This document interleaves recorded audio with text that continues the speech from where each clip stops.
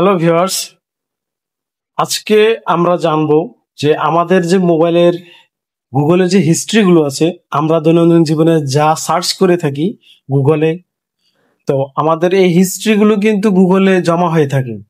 তো আমরা সেগুলো কিভাবে ডিলিট করব?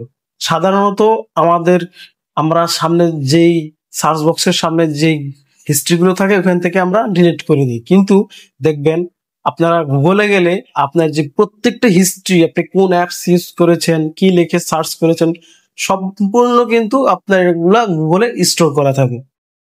তো আপনি গুগল থেকে কিভাবে এগুলো রিমুভ করবেন, চলুন দেখে নেন। এর জন্য আপনাকে সর্বপ্রথম ক্রোম ব্রাউজারে যেতে হবে।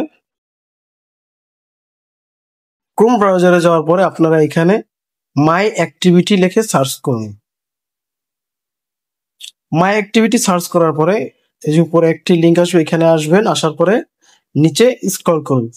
দেখুন আমি মাত্র মাই অ্যাক্টিভিটি নামে সার্চ করেছি, এখানে আমার মাই অ্যাক্টিভিটি তাই লেখা চলে আসছে।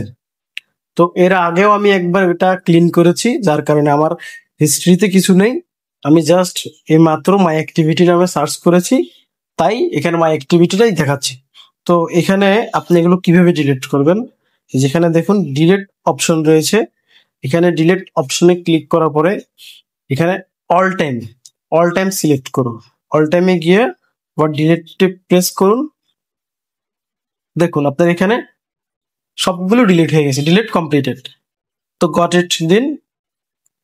তো এভাবেই আপনি আপনার যে মোবাইলের যত হিস্ট্রি আছে সবগুলো হিস্ট্রি এভাবে আপনি ডিলিট করে দিতে পারবেন। ভিডিওটি দেখার জন্য ধন্যবাদ।